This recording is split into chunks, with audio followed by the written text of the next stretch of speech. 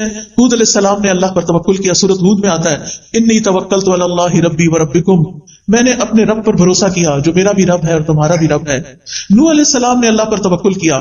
وہ کہتے ہیں کہ فعلی اللہ توکلت، میں نے اللہ پہ بھروسہ کیا ہے. تم جو میری کوئی بات نہیں مانتے اور میری نصیحت کو تم اپنے لیے بڑا بوجھل سمجھتے ہو اور میری مخالفت کرتے ہو، تو میں اس معاملے میں صرف اللہ پہ بھروسہ کر کے اپنا کام جاری رکھے ہوئے ہوں. ابراہیم علیہ السلام نے تو آپ نے ابھی سنا کہ کس طرح ان کو آگ میں ڈالا گیا تو اللہ ہی پر بھروسہ کیا. موسیٰ علیہ السلام نے بھی اللہ پہ بھروسہ کیا. جب بنی اسرائیل کو لے کر چلے تو سامنے سمندر تھا، پیچھے فوجیں تھی. بنی اسرائیل گھبرا اٹھے تو انہوں نے کیا کہا؟ کلا ان معی ربی سیہدین، ہرگز نہیں، میرے ساتھ تو میرا رب ہے، وہ ضرور میری مدد کرے گا. نبی صلی اللہ علیہ وسلم نے غار ثور میں اللہ ہی پر بھروسہ کیا. جب حضرت ابوبکر گھبرا اٹھے کہ دشمن بالکل سامنے آ چکا ہے، اب ہم کیسے بچیں گے، تو آپ نے فرمایا کہ لا تحزن ان اللہ معنا، غم نہ کرو، اللہ ہمارے ساتھ ہے، ہم اللہ کے راستے میں نکلے ہیں، تو کیا وہ ہماری مدد نہیں کرے گا؟ فانزل اللہ سکینتہ علیہ، اس بات کے بعد اللہ نے ان کے اوپر سکینت اتار دی. وَأَيَّدَهُ بِجُنُودٍ لَّمْ تَرَوْهَا، اور ان کی مدد ایسے لشکروں کے ساتھ کی جو تم نے دیکھے ہی نہیں. وَجَعَلَ كَلِمَةَ الَّذِينَ كَفَرُوا السُّفْلَىٰ، اور کافروں کی بات کو اللہ نے نیچا کر دیا. وَكَلِمَةُ اللَّهِ هِيَ الْعُلْيَا، اور اللہ ہی کی بات سب سے اونچی بات ہے. وَاللَّهُ عَزِيزٌ حَكِيمٌ، اور اللہ غالب ہے مگر حکمت والا ہے، وہ اپنے سارے فیصلے حکمت کی بنیاد پہ کرتا ہے.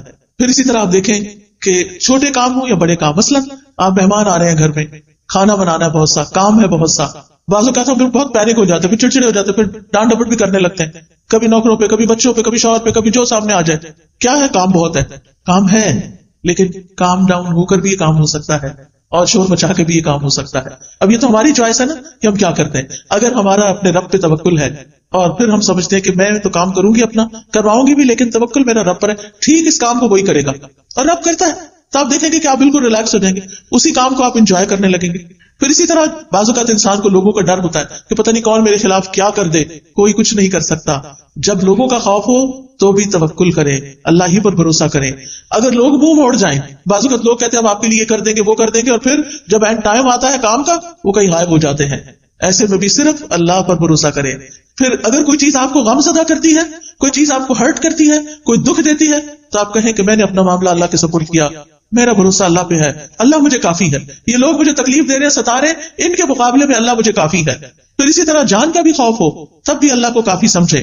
جب کوئی نقصان دینے کا ارادہ کرے، کوئی دھمکی دے، بعض اوقات انسان کو ایسے لوگوں سے واسطہ پیش آ جاتا ہے کہ جو آپ کی خواہ مخواہ میں جان کے دشمن بن جاتے ہیں. ایسے میں بھی اللہ پر بھروسہ کریں، اللہ کو کافی سمجھیں.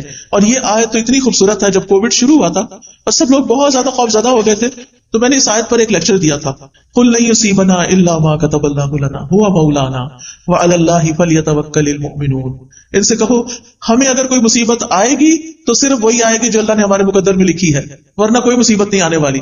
ضروری نہیں کہ کووڈ ساری دنیا میں پھیلا ہوا ہے تو ہمیں بھی ہٹ کرے، نہیں، اگر اللہ نہیں چاہے گا تو بچ جائیں گے. اگر موت لکھی ہے تو بچ نہیں سکتے، وہ تو کسی وقت بھی آنی. وہ کووڈ نہ بھی آتا تو جو جانے کا وقت ہے اس پہ تو جانا ہی پڑے گا. وہی ہمارا سرپرست ہے اور مومنوں کو اللہ ہی پر بھروسہ کرنا چاہیے. اسی طرح جب زیادہ دشمنوں کا خوف ہو اور لوگ آپ کے خلاف چالیں چل رہے ہوں، بعض اوقات ایسا ہوتا ہے نا کہ آفیسز میں آپ کے ہسبینڈ بہت ایماندار ہیں، اللہ پہ بھروسہ کرنے والے ہیں، کام بہت اچھا کرتے ہیں، لیکن کچھ لوگ بڑوں کے کان بھر کے ان کو نقصان دینے کی کوشش کرتے ہیں. اس وقت انسان بہت پریشان ہوتا ہے کہ اب کیا کروں. اس وقت بھی اپنی فریاد اللہ سے کرے اور اللہ پہ بھروسہ کرے. اللہ تعالیٰ کسی محسن کا اجر ضائع نہیں کرتا. اگر اللہ نے وہاں ترقی دینی ہوئی تو وہ بھی دے گا، اور اگر نہیں دینی، کسی اور جگہ پہ لے جانا ہے، شاید اسی میں ہمارے لیے خیر ہو. اللہ سبحانہ وتعالیٰ بندے کو جس حال میں رکھتا ہے بندے کے لیے اسی میں خیر ہوتی ہے، اور یہی تقدیر پر ایمان لانا ہوتا ہے. کچھ چیزیں ہماری مرضی کے خلاف ہوتی ہیں لیکن ہمیں وہ ایکسپٹ کرنی پڑتی، وہ کڑوی ہوتی ہیں لیکن وہ نگلنی پڑتی ہیں کیونکہ انہیں میں شفا ہوتی ہے. تو اس لیے کبھی بھی اللہ تعالیٰ سے ناراض نہیں ہونا چاہیے، اور جب مدد چاہیے تو اللہ ہی سے مدد مانگے. جب کوئی اذیت دے تو اللہ کو کافی سمجھے. اگر لوگ الزام لگائیں تو بھی اللہ کو کافی سمجھے. نبی صلی اللہ علیہ وسلم نے فرمایا، ایک کہانی ہے، یہ ایک بچہ اپنی ماں کا دودھ پی رہا تھا تو ایک آدمی ایک عمدہ سواری پر بہترین لباس پہنے ہوئے وہاں سے گزرا. تو اس بچے کی ماں نے کہا، اے اللہ میرے بیٹے کو اس جیسا بنا دے. وہ اچھا لگا تو کہا، ہر ماں کی خواہش ہوتی ہے کہ میرا بچہ بھی کامیاب انسان کی طرح ہو. بچے نے دودھ چھوڑ کر سوار کی طرف دیکھا اور دیکھتا رہا. پھر وہ بچہ کہنے لگا، اللہ مجھے اس جیسا نہ بنانا. پھر وہ ایک لونڈی کے پاس سے گزرے، یعنی ماں بیٹا، جسے لوگ مارتے ہوئے کہہ رہے تھے کہ تو نے زنا کیا ہے، تو نے چوری کی ہے.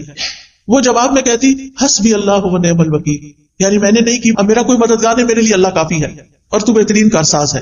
اس بچے کی ماں نے کہا، اے اللہ تو میرے بیٹے کو اس عورت کی طرح نہ بنانا. بچے نے پھر دودھ پینا چھوڑا, اس عورت باندی کی طرف دیکھا اور کہنے لگا اللہ مجھے اس جیسا بنا دے. بچے نے کہا بے شک وہ پہلا آدمی جابر تھا, ظالم تھا, تو میں نے کہا اللہ مجھے اس جیسا نہ بنانا.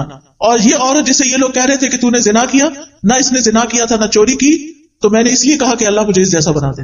کہانی کا مطلب کیا ہے کہ اگر کوئی آپ پر الزام لگائے تو اللہ تعالیٰ دودھ پیتے بچے کو بھی آپ کے حق میں کھڑا کر سکتا ہے, اور آپ کی صفائی اس کے ذریعے بھی پیش ہو سکتی ہے. اللہ کافی ہے نا. وہ اللہ کو پکار رہی تھی, کوئی آگے نہیں بڑھا اس کی مدد کے لیے. ایک راہ چلتی, ایک عام سی عورت کا بچہ دودھ چھوڑ کے بول رہا ہے اس عورت نے چوری نہیں کی, اس عورت نے زنا نہیں کیا, تو بری ہو گئی. کیونکہ اگر کوئی بڑا کہتا نا, کوئی اس کی بات نہ مانتا, تو بچے تو بولتے نہیں, تو اللہ نے ایک بچے کو بلوا کے اس کا دفاع فرمایا. پھر اسی طرح آپ دیکھیں کہ بعض اوقات زندگی میں ہمیں کچھ ایسے فیصلے کرنے پڑتے ہیں جو ہمیں پسند نہیں ہوتے, ہمارے لیے بڑے مشکل ہوتے ہیں. مثال کے طور پر بعض اوقات خاندان کے اندر لڑائیاں ہو جاتی ہیں, آپس میں رشتے دار کٹ جاتے ہیں, پھر کوئی بیچ میں پڑتا ہے اور وہ آ کے کہتا ہے صلح کر لو. ہم کہتے نہیں, اگر ہم نے صلح کی تو پھر ہمیں وہی مشکل دیکھنی پڑے گی. ایسے موقع پر بھی اللہ پر بھروسہ کریں, لوگوں کو معاف کر دیں, اللہ پہ توکل کریں. کوئی کچھ نقصان نہیں دے سکتا جب تک اللہ نہ چاہے. اگر کسی چیز سے بدشگونی ہو, بدشگونی کا کیا ہے, جیسے لوگ کہتے کالی بلی گزر گئی, یا یہ پرندہ اڑ کے الٹی طرف چلا گیا ہے, یعنی مختلف چیزوں سے شگون لیتے ہیں. تو بدشگونی منع ہے ہمارے دین میں کہ چیزوں سے شگون نہ لیں.